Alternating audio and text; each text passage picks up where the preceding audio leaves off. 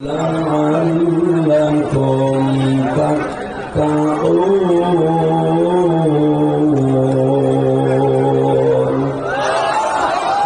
صدقت يا ربنا وقال تعالى في آية الأخرى ربنا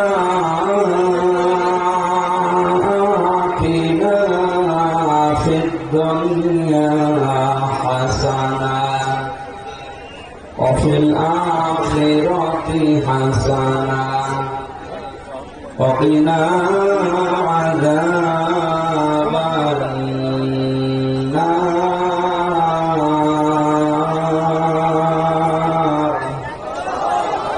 صدق الله العظيم اللهم صل على مولانا محمد وعلى آل سيدنا مولانا আমার একটা স্বপ্ন পূরণ করো ওগো দয়াময় তোমার পথে চলতে গিয়ে মরণ যেন হয় আমার তোমার কথা বলতে গিয়ে না পাই যেন ভয়। আলহামদুলিল্লাহ।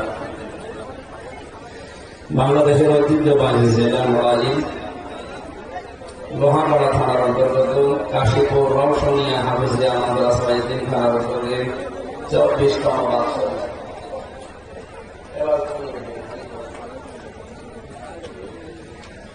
মহাবিশ্বের মহাবিশ্বয় আমাদের মালিকের মুখে পবিত্র বাণী কোরআন কারীম তাফসীর ও কোরআন মাহফিলের সম্মানিত সভাপতি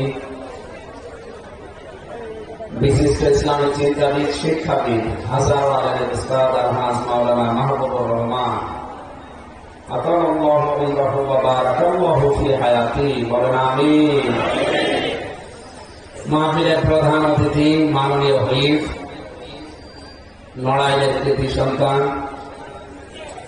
যারা মাশরাফি বিন মর্তুজা এমপি, প্রধান পৃষ্ঠপোষক মেজর জেনারেল শেখ মোহাম্মদ আমান হাসান, বিশেষ অতিথি শেখ সেলিম বিশিষ্ট শিল্পপতি, এতক্ষণ যারা আলোচনা রাখলেন মাওলানা আবু সার গিফারি চুয়াডাঙ্গা, মাওলানা হোসাইন আহমেদ মাহফুজ চুয়াডাঙ্গা, মাওলানা মুফতি ওয়াকিউজ্জামান নড়াইল, সার্বিক তত্ত্বাবধানে যিনি আছেন এই কোরআনের অনুষ্ঠানে 12 নম্বর কাশীপুর ইউনিয়ন পরিষদের সম্মানিত চেয়ারম্যান, আগামীতে তিনি যে ইচ্ছা পোষণ করেছেন আল্লাহ তাআলা এই ইচ্ছাকে যেন কাঙ্ক্ষিত জায়গায় পৌঁছিয়ে দেন জনাব মতিউর রহমান শ্রদ্ধাভাজন মামা আতাল্লাহু আমরাহু ওয়া বারাকাল্লাহু ফি হায়াতি বলেন আমিন। এই মাহফিলটা যার মাধ্যমে নিয়েছি নড়াইলের কৃতি সন্তান ইসলামী চিন্তাবিদ মাওলানা মনিরুল ইসলাম ভাই, সামনে বসা মুসলমান ভাইরা, পর্দার আড়ালের সম্মান কন্যা এবং বোনেরা, প্রশাসনের ভাইরা, প্রাণ প্রিয় নড়াইলবাসী, মহান রব্বুল ইসলাম জালালকে ধন্যবাদ জানাচ্ছি যিনি আমাদেরকে এখনো পর্যন্ত সুস্থ রেখে কোরআন কারীমের অনুষ্ঠানে ইবাদত মনে করে ধৈর্য নিয়ে বসে থাকার তৌফিক আমাদেরকে এখনো দিয়ে রেখেছে বলেন আলহামদুলিল্লাহ। মান ক্বালা বিহি সাদাকা, যারা কোরআন নিয়ে কথা বলে এরা সত্য কথা বলে। এই সার্টিফিকেট দিয়েছে কে? বিশ্বনবী। কে? নবীজি 1500 বছর আগে জানিয়েছেন কোরআন দিয়ে যারা কথা বলে এরা সত্য কথা বলে। সুতরাং এখন থেকে মরণ পর্যন্ত কোন কথা শুনলে যার কথা শুনবেন দেখবেন কোরআনের দলিল আছে কি। আবার হুসুকে বাঙালি আমরা কোরআনের আয়াত শুনলেই পাগল হয়ে না যায়। ব্রাহ্মণবাড়িয়া এলাকায় যে সমস্ত আলেমেরা গরম সময় ঠান্ডা সময় এরাও কোরআনের আয়াত পড়েই পড়ে নিচ্ছে, পুরাটা বিক্রি কথা বোঝে না। ওরা অবতারু ইলাইহিল ওয়াসিলা আয়াতের দলিল দিচ্ছে যে ওসিলা তালাশ করো আল্লাহকে পাওয়ার জন্য, আর ওসিলা হচ্ছে এই যে কবরে শুয়ে আছে পিছায়। এরকম কথা কোন আয়াতে আল্লাহ দিয়েছে? আজকের মাহফিলের সভাপতি অনেক বড় একজন আলেম। আমি ওসিলা শব্দের ব্যাখ্যা তাফসীরে দুইটা পেয়েছি বেশি। এক নম্বরে ওসিলা মানে নেক কাজ। ওসিলা মানে কি? আপনি যদি জীবনে কোনো কিছু আল্লাহর কাছে চান, আপনার জীবনের যে নেক কাজ আল্লাহর ভয় করেছিলেন, ওই নেক কাজের ওসিলা দিয়ে আপনি দোয়া করতে পারেন। দুই নম্বরে ওসিলা মানে নবীর সম্মান। ওই যে আযানের শেষে যে দোয়াটা পড়া হয় ওখানে ওয়াসিলা শব্দটা আছে। নবীর সম্মান এবং নেক কাজ, এই দুইটা বিষয় নিয়ে আপনি আল্লাহর দরবারে পৌঁছাতে পারেন। কারণ নবীজি বাদ দিয়ে আল্লাহর কাছে পৌঁছানো সম্ভব না। জীবনে নেক কাজ ছাড়া আল্লাহকে পাওয়া সম্ভব না। অথচ ওরা যদি আয়াত পড়ে দলিল দেয় যে ওসিলা মানে পীর সাহেব, সুতরাং আল্লাহকে পেতে হলে পীর ধরা লাগবে, কোরআনের আয়াতই তো পড়ে দলিল দিচ্ছে। এটি ঠিক আছে? যেন আপনাদের উচিত হচ্ছে যে মাদ্রাসা যেহেতু এখানে বানিয়েছে, এই সমস্ত জায়গায় ছোটবেলা থেকে পরবর্তী জেনারেশন যারা আসছে তাদেরকে এখান থেকে শিক্ষা দিয়ে আগামী প্রজন্ম যেন শিরক এবং বিদআত মুক্ত হয় সেই ব্যবস্থা করা। আর আপনার মতো করে যদি রেখে যান, তো আগামী 10 বছর পরে আপনি যে শিরক বিদআতে আছেন আরো ডবল করে শুরু করবেন। কারণ আমাদের এই ভারত, বাংলাদেশ, পাকিস্তানের মানুষ অধিকাংশ গুলো বাপ দাদা যা করেছে ওই নিয়ম ফলো করে।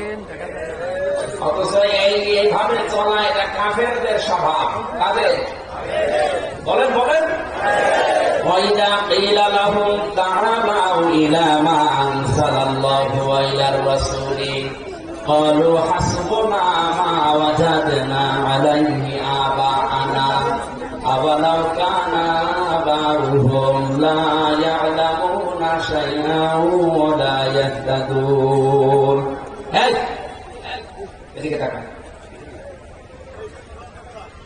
সূরা মায়েদা 7 নম্বর পারা 4 নম্বর পৃষ্ঠার প্রথম নম্বর লাইনের 104 নম্বর আয়াতটা, এটা তাফসীরে মুনিরের ভেতরে আছে। আল্লাহ পাক বলেন ওয়া মানে এবং ইজা মানে যখন, ইলা মানে বলা হয়, তার মানে আসো, ইলা মানে দিকে, মা মানে যা, আনসালাল্লাহ মানে আল্লাহ নাযিল করেছে, ওয়া ইলার রাসূলি রাসূলের আদর্শের দিকে আসো।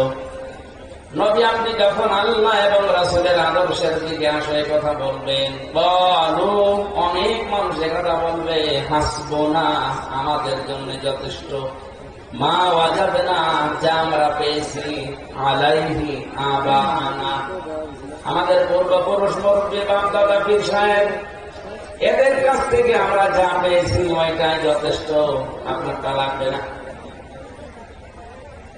এই কথা বলতো কারা? কাফেররা। বলেন বলেন। অথচ আজ নামধারী হাজারো মুসলমান এই কথাই অনুসরণ করে চলছে যে বাপ দাদা যা করেছে, আমার দাদা জান, আমার বাবা জান, আমি তাই করব। আল্লাহ বলেন আওয়ালাউ কানা আবাউহুম, যদিও তাদের ওই মুরব্বীরা বাপ দাদা পীর সাহেব এদের এই পূর্বপুরুষেরা লা ইয়ালামুনা শাইআ দিন সম্পর্কে সেরকম কিছু জানতো না, শাইআ ওয়ালা ইয়াহতাদুন এবং হেদায়েতের উপরও ছিল না, এরপর অন্ধভাবে ওরা ওদেরকে মেনে চলবে। আমরা কি ওরকম কাফেরদের মতো স্বভাব চরিত্র তৈরি করব? বলেন বলেন। আমাদের চরিত্র হবে সাহাবীদের মতো, সামি'না ওয়া আতা'না, তারা বলেছে আমরা শুনলাম মেনে নিলাম। কথা বুঝতেছে? শুনলাম মেনে নিলাম এ কথা সাহাবীদের। আর আমার বাবা যা করেছে, দাদা যা করেছে, আমি ওইভাবে করবো, আপনারটা লাগবে না, এ কথা কাফেরদের। আপনি কোন লাইনে যাবেন? যা আমার ভাইরা, এখানে শিক্ষণীয় বিষয়। কোরআনে কারীম দিয়ে কথা বললেই সত্য কথা না, আপনাকে ওটা আবার বোঝার মতো যোগ্যতা থাকা লাগবে। এক লোক কোরআনের আয়াত পড়ছে ঠিক, কিন্তু বিকৃতি ও অর্থ করে নিজের দলের দিকে টেনে কথা বলছে, এটা বোঝার মতো যোগ্যতা আপনার থাকা লাগবে। এখন যদি বলেন আমি জানি না, না আপনি জানেন না কেন? আপনি জানেন না, এটা আপনার অপরাধ। পৃথিবীতে কেউ তো মায়ের পেট থেকে জেনে আসে না, সবাইকে দুনিয়ায় এসে জানা লাগে। সুতরাং আপনি জানেন না বলে মানেন না, এ অজুহাত চলবে না, আপনাকে জানা লাগবে। আর জানার জন্য এই মাদ্রাসা, এটা কি খেলা করার জন্য দিয়েছে? আশা করছি আপনি এলাকায় যারা বাস করেন এটাকে আপনি চিন্তা রাখবেন, এটা নবীর ঘর। কিয়ামত পর্যন্ত এটা চিন্তা থাকবে, হয়তো 50 বছর পরে আপনি আর থাকবেন না। এখান থেকে যারা কোরআনে কারীম শুদ্ধ করে পড়বে, যারা বুঝবে, এটা যারা নিজেদের প্র্যাকটিক্যাল লাইফে আমল করবে, আর মানুষকে মানানোর জন্য যারা ব্যবস্থা করার চেষ্টা চালাবে, আপনি কিয়ামত পর্যন্ত কবরে শুয়ে ফেলাক্সি রোডের মতো সওয়াব পেতে থাকবে। যদি বলেন আমার তো বিকাশ নাম্বার তো খোলা নেই, এমনি খুলে যাবে, খোলা লাগবে না।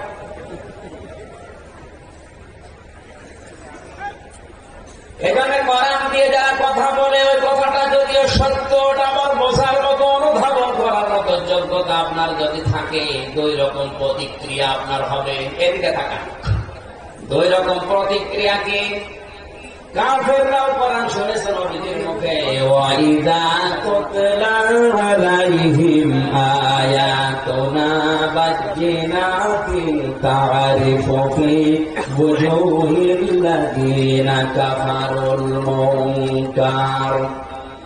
আল্লাহ পাক বলেন, যখন আমার আয়াত তাদের সামনে তেলাওয়াত করা হয়, ওই মানুষগুলো হে নবী আপনি দেখবেন ওরা এড়িয়ে আসবে আপনাকে মারার জন্য। সিস্টেম অপর পৃষ্ঠায় দেখুন, নবীকে বলেন কোরআনে কারীম যখন আমি মানুষের সামনে পড়তাম, যারা অনুধাবন করার মতো যোগ্যতা রাখতো, এটা যারা বোঝে, উপলব্ধি করে, ওয়াইদা সামিউ মা উনসিলা ইলার রাসূলি তারা আ'য়ুনাহুম তাফীদু মিনাদ দাম'i মিম্মা আরাফু মিনাল ফাক। হে নবী আপনার মুখে যখন কোরআন ওরা শুনবে, যদি উপলব্ধি করতে পারে, বুঝতে পারে, অনুধাবন করতে পারে যে আমি আল্লাহ কি বলতে চাই, দেখবেন যারা বুঝে ফেলেছে ওদের চোখ দিয়ে অটোমেটিক পানি বের হয়ে পড়েছে। কোরআনের আলোচনায় সবার চোখে পানি আসবে না। আজকে 2টা আয়াত পড়েছি, পরিচিত আয়াত। রমজান আসলে এই আয়াতটা আমরা শুনি বেশি বেশি, আর একটা মোনাজাত করবে করি বেশি। কথা বলে না কেন? যদিও পরিচিত আয়াত মানে হচ্ছে এই 2টা আয়াত নিয়ে আমি যতটুকু স্টাডি করেছি, আমি দেখেছি দুনিয়া আখিরাত আল্লাহ সব এই আয়াতের ভেতরে ঢুকিয়ে রেখেছে। এখন এখান থেকে আমরা তাফসীরুল কোরআন মাহফিল লিখা এভাবে বের করার চেষ্টা চালাবো ইনশাআল্লাহ। কোরআন দিয়ে যারা কথা বলে তাদের কথা ভেজাল, মিথ্যা হওয়ার সম্ভাবনা কম।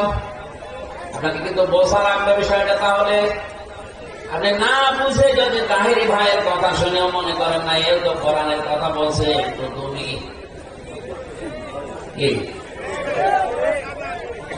জিকিরের নাম নিয়ে যেভাবে তোলাতুলি করা, নাচানাচি করা, ফালাফালি করা, এগুলো কি কোরআনে আছে? অথচ কোরআনের আয়াত পড়ে দলিল দিচ্ছে উযকুরুল্লাহা যিকরান কাসীরা, বেশি বেশি আল্লাহ জিকির করো। জিকির করবেন কি করে? সিস্টেম নিজে বানিয়ে নিয়েছে। অথচ আল্লাহ পাক বলেন উযকুরুল্লাহ, আল্লাহ জিকির করো কামা আল্লামাকুম, যেভাবে আল্লাহ শিখিয়েছেন। আল্লাহ শিখিয়েছেন পদ্ধতি 4টা।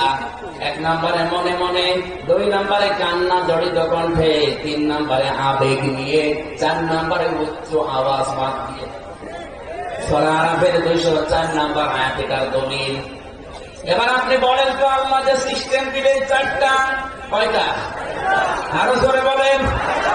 নবীজি হাদিসের শব্দ দিয়েছেন জিকিরের 4টা, সুবহানাল্লাহ, আলহামদুলিল্লাহ, লা ইলাহা ইল্লাল্লাহ, আল্লাহু আকবার। এর বাইরে জিকিরের শব্দ নেই, যা আছে ওগুলো দোয়া দরুদ আছে। কিন্তু জিকির একটা ইবাদত, এর নির্ধারিত শব্দ আছে, নির্ধারিত সিস্টেম আছে। নামাজ একটা ইবাদত, নামাজের জন্য নির্ধারিত সময় আছে, সিস্টেম আছে। রোজা একটা ইবাদতের জন্য নির্ধারিত একটা সময় আছে, সিস্টেম আছে। এই সিস্টেমে খাবার খাও, এই সিস্টেমের মধ্যে ভালো। আপনি যদি ফসলের আজানের পরও খাবার খান, আসরের আজানের পরে খাবার খেয়ে ফেলেন, রোজা হবে ধরুন না? আমি তো 12 ঘন্টার জায়গায় অন্তত 8 ঘন্টা থাকলাম, হবে? প্রতিটি ইবাদতের যে একটা নিয়ম আছে, সময় আছে। জিকির একটা ইবাদত, এর জন্য নির্ধারিত শব্দ বললাম কয়টা? আরো জোরে। সিস্টেম কয়টা? বলেন বলেন। এই 4 পদ্ধতির বাইরে কোন পদ্ধতি আল্লাহ দেয়নি কোরআনে। আল্লাহ বলেন জিকির করো আল্লাহর ওইভাবে যেভাবে আল্লাহ তোমাদের শিখিয়েছে। আর আল্লাহ শেখানোর পদ্ধতি জানালেন 4টা।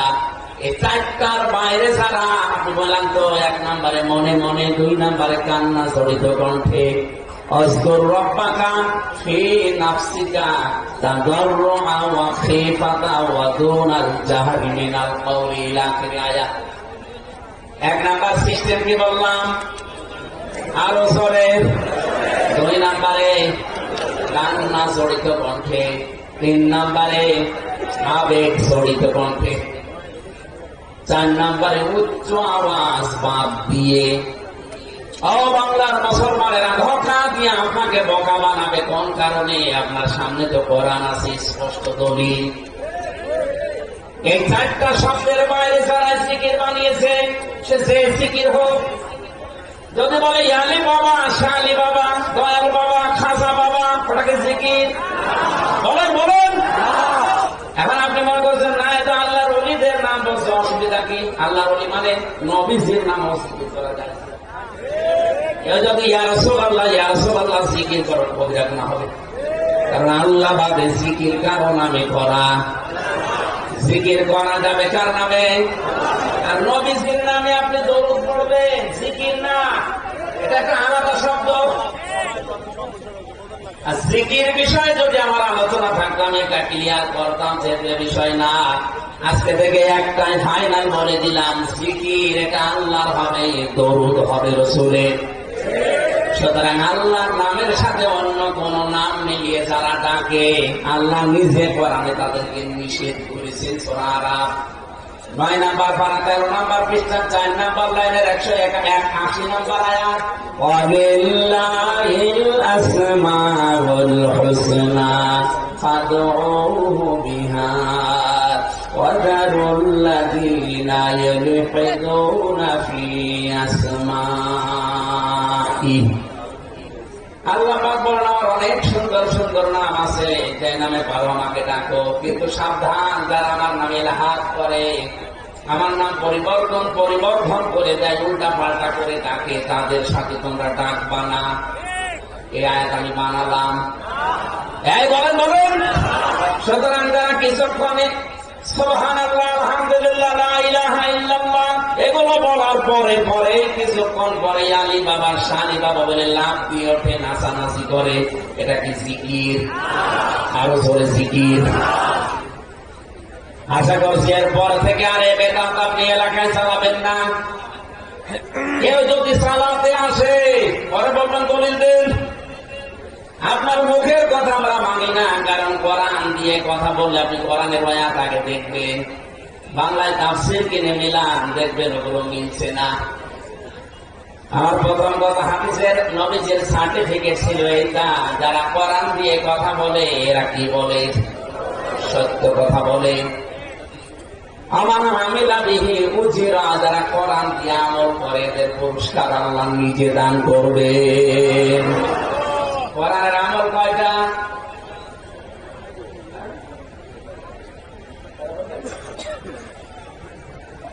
500। মামা বলছে 4টা। মামার মাথা কিছু আছে?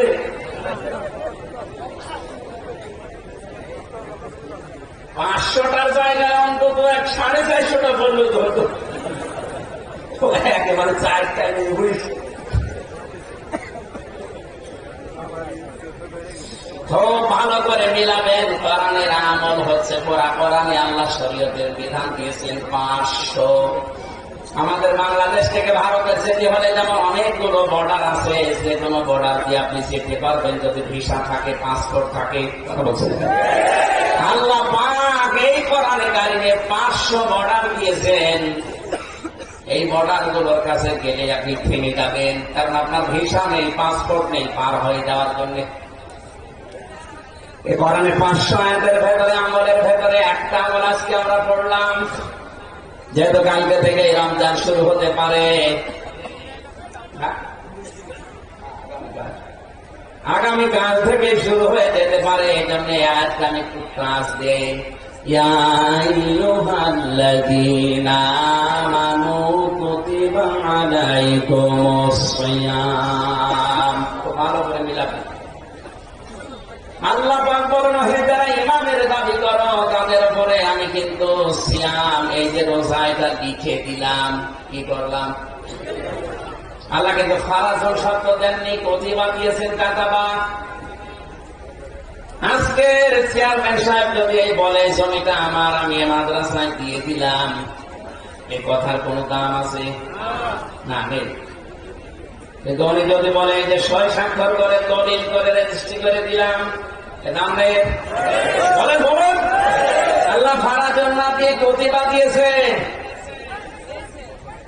আমি ফরজ করে দিলাম, এই কথা বললেও হয়ে যেত। আল্লাহ বলেন আমি লিখে দিয়েছি। বিধানটা অনেক দামি বিধান। পৃথিবীর যত বিধান আমরা দেখতে পাই, অধিকাংশ গুলো জিবরাইলকে দিয়ে আল্লাহ দুনিয়ায় পাঠিয়েছেন। আর রোজা এত দামি বিধান, আল্লাহ পাক নিজে রাসূলকে নিয়ে নিজের কাছে বসিয়ে এটা দিয়েছে। যে কয়টা বিধান আল্লাহ তার নিজের কাছে বসিয়ে মেরাজের রাত্রে দিয়েছিলেন, তার ভেতরে রোজা একটা। কথা বলে না কেন? 6 মাস দিয়েছিলেন একাধারে রোজা রাখবা। উনি তো আনন্দ নিয়ে আসছিলেন। প্রতিমধ্যে বিভিন্ন নবীদের সাথে দেখা হয়ে এগুলো আস্তে আস্তে কমিয়েছেন। সর্বশেষ তিনি 1 মাস পেয়েছিলেন রমজান মাসের রোজা। নবীটিকে আল্লাহ ডাক দিয়ে বলেন, হে মুহাম্মদ, হে আমার পেয়ারা হাবিব, আমি কিন্তু 6 মাস আপনাকে রোজা দিয়েছিলাম। আপনার কনসিডারের কারণে আমি আল্লাহ এগুলো কমিয়ে দিয়েছি, কিন্তু আমি তো লিখে ফেলেছি যে 6 মাস। আমার উম্মতদেরকে, আমার বান্দাদেরকে বলবেন, তারা যদি 1 মাসও সঠিকভাবে রমজানের রোজা রাখতে পারে, 6 মাস একাধারে রোজা রাখার সওয়াব আমি আল্লাহ দিয়ে দেব। কোরআনে কারিমে আল্লাহ এর জন্য একটু গুরুত্ব বেশি দিয়েছেন এই বিধানটা। কোরআন পড়ে আমার যতটুকু ধারণা আমি পেয়েছি, নামাজ ফরজ, কিন্তু কয়ক্ত ফরজ, কখন ফরজ, কিভাবে পড়বেন এই কথা কোরআনে কারিমে আল্লাহ দেয়নি, ওগুলো হাদিসে আছে। যাকাত ফরজ, কতটুকু সম্পদ থাকলে কতটুকু যাকাত দেওয়া লাগবে এই কথা কোরআনে নেই। কথা বুঝতেছেন? হজ ফরজ, কত টাকা থাকলে হজে যাওয়া লাগবে, কিভাবে হজ ফরজ হবে, হজের ফরজ কয়টা, ওয়াজিব কয়টা, কোরআনে নেই, হাদিসে আছে।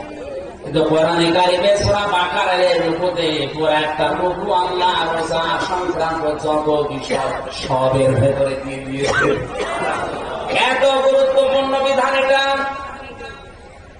আল্লাহ পাক এত খুশি হন রোজাদার যারা রোজা রাখে। ফামান শাহিদা মিনকুমুশ শাহরা ফালইয়াসুমহু, তোমাদের ভেতরে কেউ যদি রোজার মাস পায়, সে যেন অবশ্যই রোজা রাখে। কে বলছে? আল্লাহ গুরুত্বহীন ভাবে বলেন, যে গুরুত্ব দিয়ে বলেছেন ফালইয়াসুমহু, অবশ্যই সে যেন রোজা রাখে।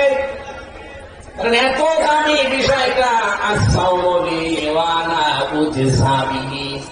অন্য বর্ণনায় আছে আজিজি বিহি, কেউ যদি রোজা রাখে, লোকটা আমি আল্লাহর জন্য রাখে, আর রোজার পুরস্কার আমি আল্লাহ নিজে। বলেন সুবহানাল্লাহ। আল্লাহ নিজে যেহেতু পুরস্কার হয়ে যাবে, একটা দরজা বানাবেন আলাদা ভাবে রোজাদারের জন্য, তার নাম রায়্যান। সত্যি যদি আপনার রোজা কবুল হয়ে যায়, কিয়ামতের দিন ওই দরজা দিয়ে অন্য কেউ প্রবেশ করবে না, শুধু রোজাদার ছাড়া। বলেন আলহামদুলিল্লাহ। সুস্থ অবস্থায় আল্লাহ যেন আমাদেরকে রোজা রাখার তৌফিক ভিক্ষা দেন। বলেন আমিন। রোজার প্রস্তুতির অভিযোগে 6 মাস আগে থেকে, অথচ আমাদের মাত্র একটা দিন আছে, কয়দিন? উনি প্রস্তুতি নিত 6 মাস আগে থেকে আমার রোজা রাখা লাগবে। দোয়াও করতেন 2 মাস আগে থেকে একাধারে, আল্লাহুম্মা বারিক লানা ফি রজব ওয়া শাবান ওয়া বাল্লিগনা রমাদান। হে আল্লাহ, রজব আর শাবানের বরকত আমাদেরকে দান করার, রমজান পর্যন্ত হায়াতটা বাড়িয়ে দাও। চিন্তা করেন তো, তিনি 6 মাস আগে প্রস্তুতি নিতেন আর 2 মাস আগে দোয়া আরম্ভ করতেন, আর আমাদের মাত্র একটা রাত আছে, কোনো প্রস্তুতিও নেই, কোনো দোয়াও নেই। আর প্রস্তুতি আছে কি রমজান মাসে? কি করে বেশি মার্কেট করা যায়, টাকা গোছাচ্ছে অনেকে। মার্কেটের মাস, কথা বলে না কেন? এটা মাস কিসে? এই যে এত মর্যাদা, এত দাম।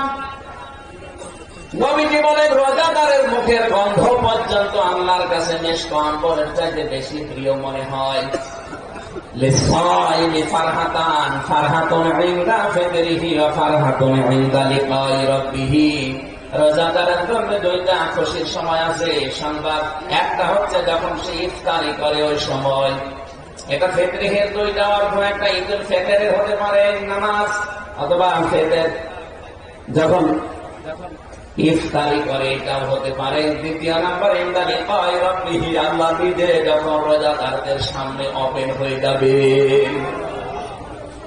আল্লাহ ওপেন হবেন 70,000 নূরের পর্দা সরিয়ে। পর্দা কিসে? এখানে প্রশ্ন আছে। এই যে আলো, এই আলোকে আড়াল করার জন্য পর্দা দেওয়া হয়, অথচ আল্লাহ এই আলো দিয়ে পর্দা বানিয়েছেন 70,000। যদিও হাদিসটা নিয়ে মতনক্য আছে, 70 হোক আর 1 লাখ হোক, অসুবিধা নেই, কিন্তু পর্দা দেওয়া আছে। কিন্তু পর্দাটা কিসের? আলোর বানুরের। আরে ভাই, আলোকে আড়াল করার জন্য আমরা কাপড় দিয়ে পর্দা টাঙাই, দরজায় জ্বালানায় দিয়ে রাখি, বাইরের আলো যেন আসতে না পারে। আর আল্লাহ নিয়েছে আলো দিয়ে পর্দা বানিয়েছে। ওই পর্দাগুলো আল্লাহ নিজে একটা একটা করে সব সরিয়ে রোজাদারের সামনে ওপেন হয়ে যাবে। এত দাম, এত মর্যাদা কেন কেন কেন? এর জবাব আল্লাহ দিয়েছেন সূরা বাকারাতে, শাহরু রমাদানাল্লাযী উনজিলা ফীহিল কুরআন হুদাল লিন-নাসি ওয়া বায়্যিনাতিন মিনাল হুদা ওয়াল ফুরকান। এই সেই রমজান মাস, যে মাসে আমি আল্লাহ কোরআন নাযিল করেছি। তার মানে এতক্ষণ যা ফজিলতের কথা বলা হচ্ছে, এর আসল বর হচ্ছে এই কোরআন। এই কোরআন যদি আল্লাহ রজব মাসে দিত, রজবের দাম বেড়ে যেত। এই কোরআন যদি মুহররম মাসে আল্লাহ নাযিল করতো, মুহররমের দাম বেড়ে যেত। কথা বলছে না? রমজানের দাম এত বাড়া বেড়েছে, একটা ফরজ করলে এই মাসে 70টা ফরজ করার সমান। একটা নফল আদায় করলে 70টা নফল আদায় করার সমান। একটাই কারণ এই মাসে আল্লাহ কি দিয়েছেন? বর। বর ছাড়া যদি 1000 বদলাতে যায়, বর ছাড়া বরসাতের যেমন কোনো দাম নেই, মূল্য নেই, কোরআন ছাড়া রমজানের কোনো মূল্য ছিল না, নেইও। স্পষ্ট দলিলার প্রমাণ দিয়ে আল্লাহ এই মাসে পাঠালেন খেলা করার জন্য। কি নাম দিয়েছেন শেষের দিকে? আল ফুরকান। সত্য মিথ্যা পার্থক্যকারী যত বিধানের ভেতরে আমি দিয়ে দিলাম।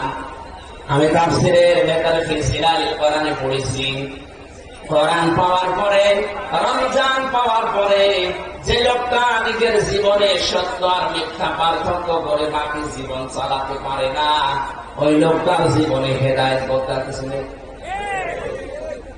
আমি কথা বোঝাতে পেরেছি?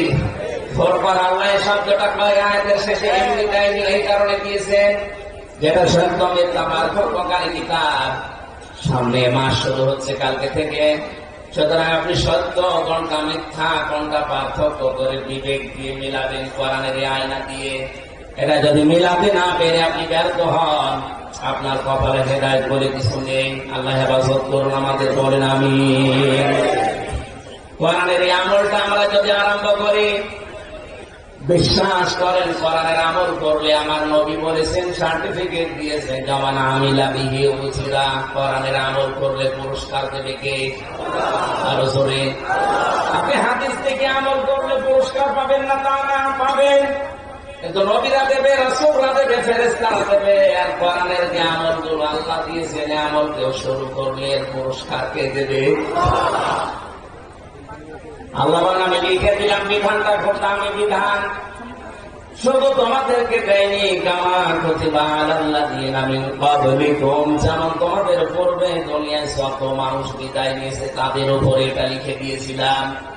তার মানে আদম নবী থেকে শুরু করে আজকের এই দিন পর্যন্ত, এখান থেকে কিয়ামত পর্যন্ত দুনিয়ায় যারা আসবে সবার উপরে একটা বিধান ওর সব সময় ফরজ ছিল, লিখিত ছিল, তার নাম কি? রোজা। বলেন কি? সুতরাং রোজা রাখবেন, মাস্ট বি, রোজা রাখাই লাগবে আপনাকে। আর আমার তো মনে হয় কঠোর পরিশ্রম যাদের নেই, তাদের যদি রোজা রাখা হয়, তাদের শরীর সুস্থ থাকে। জেলখানায় 3টা বছরের ভেতরে অধিকাংশ সময় আমরা রোজা রেখে কাটিয়েছি, আর আমরা সুস্থ থেকেছি, কারণ ওখানে যে খাবার দেয়, ও খাবার খেয়ে মানুষ সুস্থ থাকার কথা না। কারণ অন্তত আলেম যারা আছে, অধিকাংশ আলেম গুলো তারা রোজা রাখে। মুফতি নূর হোসাইন নুরানী, মাওলানা মামুনুল হক, মাওলানা শাকাওয়াত হোসেন রাজি থেকে আমি সহ যত 76 জন ছিলাম, এরা সব রাখতাম রোজা। এবং যে খাবার দেয়, খাবার এমনি খাওয়া যাবে না, রোজায় রাখি ভালো থাকা যাবে, সারাদিন খাবার দাবারের টেনশন নেই, পড়ার উপরে ব্যস্ত থাকা যাবে। এই পৃথিবীতে আমি একজন নবীর জীবনী সবচেয়ে বেশি সুস্থতা পেয়েছি, তিনি নূহ নবী। 950 বছরের ফিরাইটার সময় তিনি রোজা রেখে কাটিয়েছেন। আর অনেকে বলে, হুজুর আমার গ্যাস, আমি পারি না। শয়তান, রোজা রাখলে গ্যাস ভালো। কথা বলেন।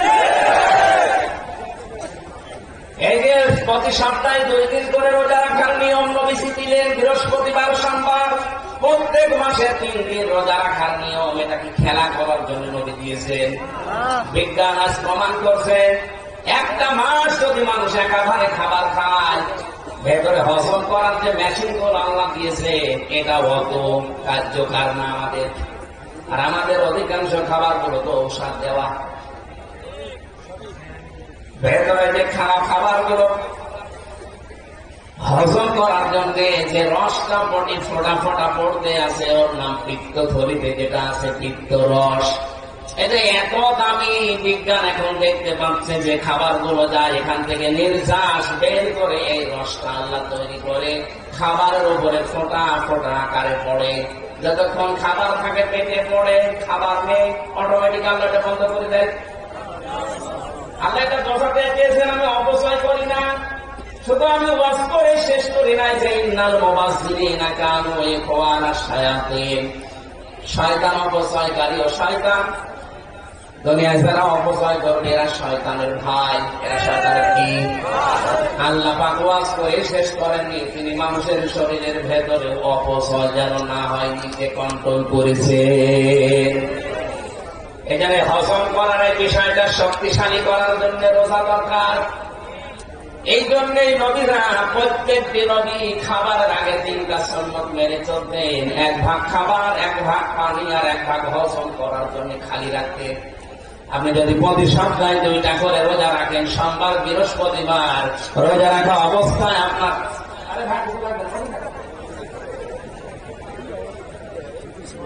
রোজা রাখা অবস্থায় আপনার আমলগুলো আল্লাহ দেখবে, বলবে আমার রোজাদার বান্দার আমল। যদি ছোটখাটো কোনো ভুলও থাকে আল্লাহ মাফ করে দেবে। এই জন্য সামনে যেহেতু বরকতময় মাস রমজান, অবশ্যই অবশ্যই অবশ্যই রোজা রাখবেন। রাখবেন তো? আল্লাহ কেন দিলেন বিধানটা? আল্লাহ তাত্তাকুন, যেন মানুষ তাকওয়া অর্জন করতে পারে। তাকওয়া কি? তাকওয়ার 99টা অর্থ আছে। তাকওয়ার 1 নম্বর অর্থ হচ্ছে আল্লাহর নিষিদ্ধ কাজগুলো ঘৃণা ভরে ছেড়ে দেওয়া।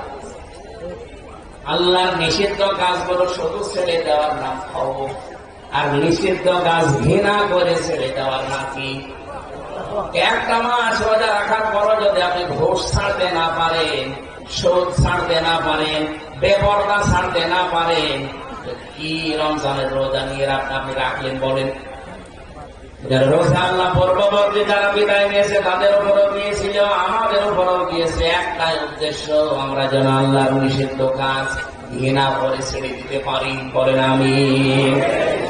কোরআন কারীমের একটা পরিচিত আয়াত আমি পড়েছি, আমার মনে হয় এখানে ছোট বড় সবার এই আয়াতটা মুখস্থ আছে। সূরা বাকারার 201 নম্বর আয়াত। কাবা শরীফ যখন তাওয়াফ করছিলাম, রুকনে ইয়ামানি থেকে শুরু করে হাজরে আসওয়াদের জায়গাটা পার হওয়ার সময় লক্ষ লক্ষ হাজিরা এই দোয়াটা, এই আয়াতটা পড়ছিল। এই যে হাজি সাহেব পড়েছিল। আমি ওই সময় বসিলায় 16 সালে যে কি পড়লাম, বাংলাদেশে ফেরত আসার পরে আমি তাফসীর গুলো একের সাথে মিলিয়ে দেখলাম যে আল্লাহ দুনিয়া আখিরাত সব এর ভেতরে ঢুকিয়ে রেখেছে, অথচ আমরা জানি না। সারা জীবন শুধু দোয়া করে যাই, রব্বানা আতিনা ফিদ দুনিয়া হাসানা, অথচ দুনিয়ার হাসানা আছে কি এখানে অধিকাংশ মানুষ জানে না। এই কথা বলে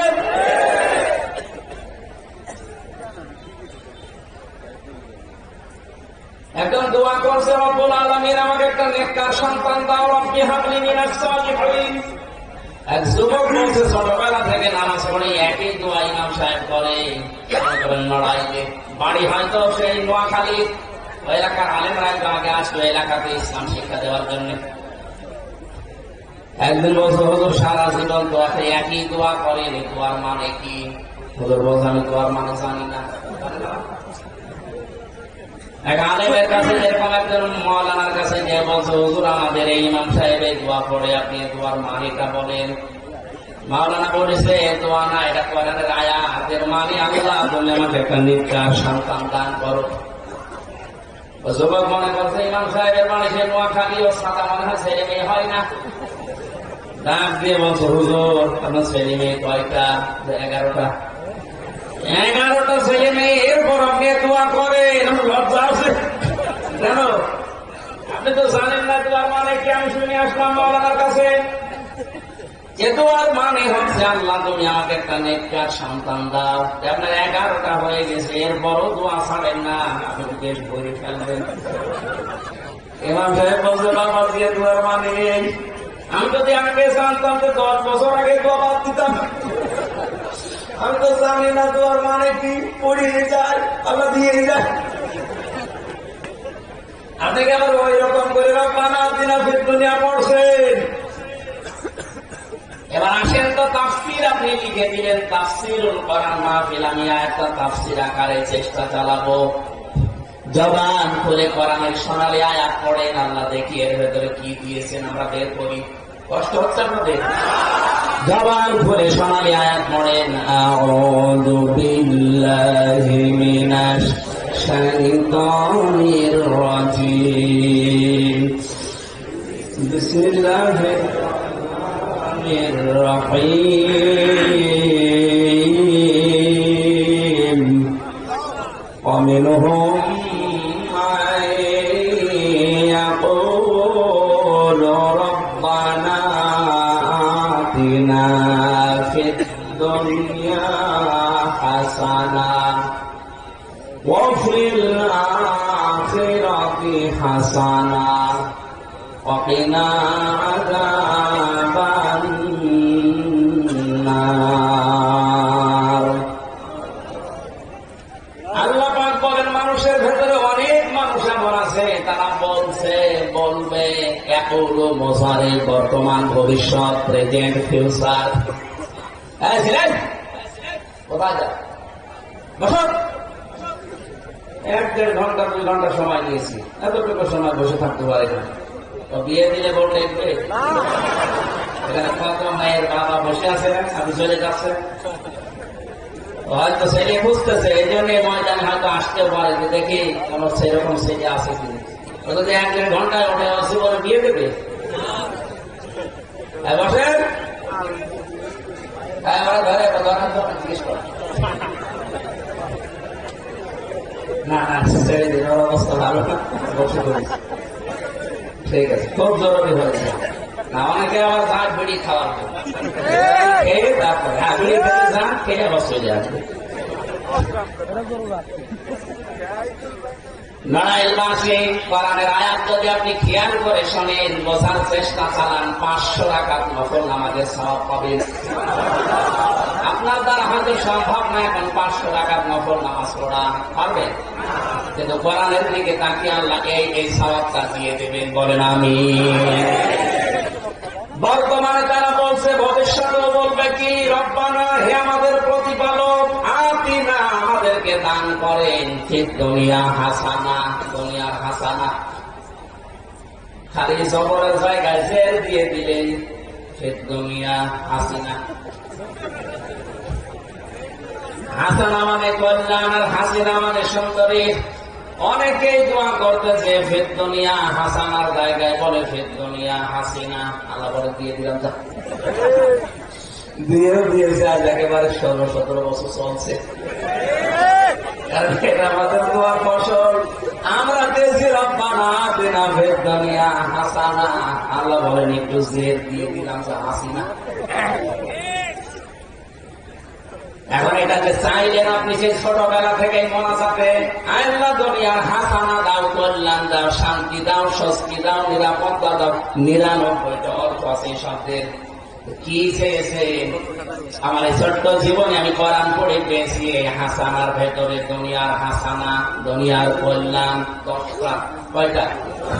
কেউ যদি এই 10টা জিনিস দুনিয়াতে পায়, সে যেন দুনিয়ার হাসানা পেয়েছে, বলেন আলহামদুলিল্লাহ। এবার আপনি মিলান করে 10টা জিনিস আসলে আপনি পেয়েছেন কিনা। ছোটবেলা থেকে এটা মোনাজাত করেন ইমাম সাহেবের সাথে, রব্বানা আতিনা ফিদ দুনিয়া হাসানা, হে আল্লাহ দুনিয়ায় হাসানা দাও, কল্যাণ দাও।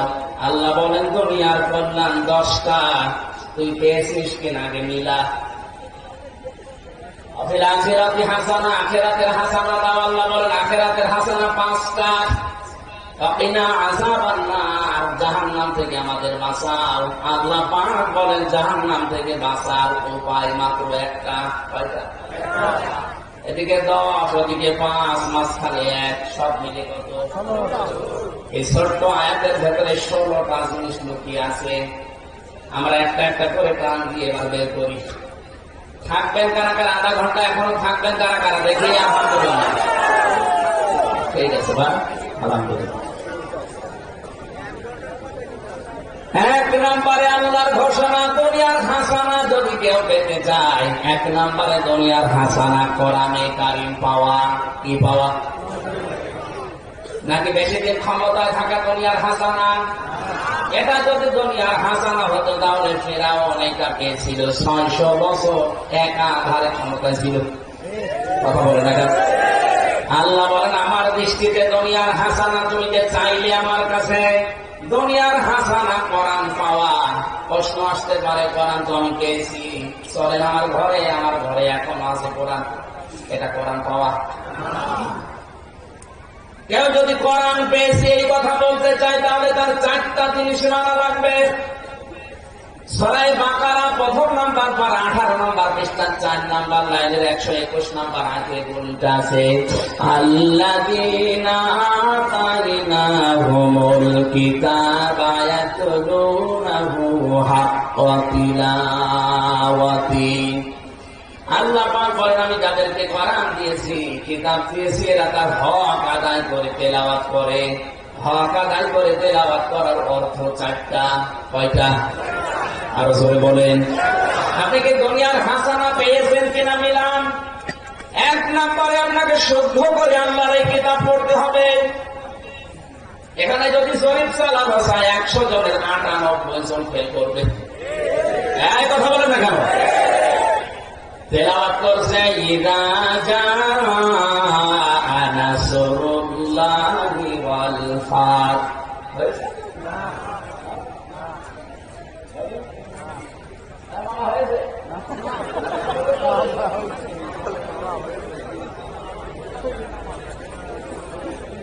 না না, আমি হাসির করাকে দেয়নি। আমি যে বললাম হয়েছে, কি জবাব দিচ্ছেন না কেন? হয়েছে?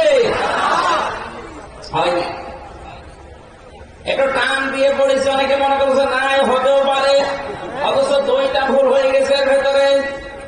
ইযা জাআ নাসরুল্লাহি ওয়াল ফাত, এখানে আল্লাহ শব্দের আগে জের আর সবর আর পেশ থাকলে আল্লাহ মোটা হয়, জের থাকলে পাতলা হয়। এর আগে নুন সোয়াদ র নাসর মানে সাহায্য, নুন সিন র নাসর মানে ঈগল পাখি। আমি যে মুখ গোল না করে সরাসরি বলে ফেললাম, আপনি একটু ধরতে পারেননি। এই জন্যে বলছি 100 জনের 98 জনের পরামর্শ নেই।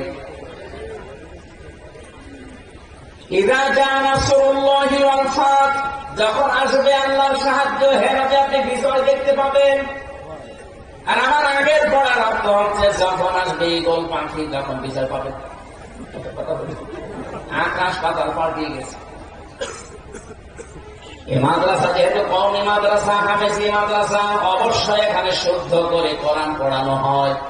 এত বড় সুযোগ থাকার পরও যদি নিজে ছেলে মেয়েকে আপনি না পড়াতে পারেন, কবে পড়বেন আবার কবরে গেলে?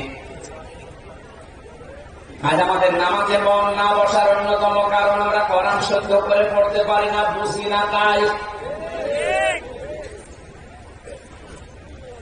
আব্দুল কাদের জিলানী রহমাতুল্লাহ আলাইহির জীবনী পড়েছিলাম। ছোটবেলায় তারে মাদ্রাসায় নিয়ে গেছে তার মা, বলছে উস্তাদ আমার ছেলেকে আপনি একটু পড়ান।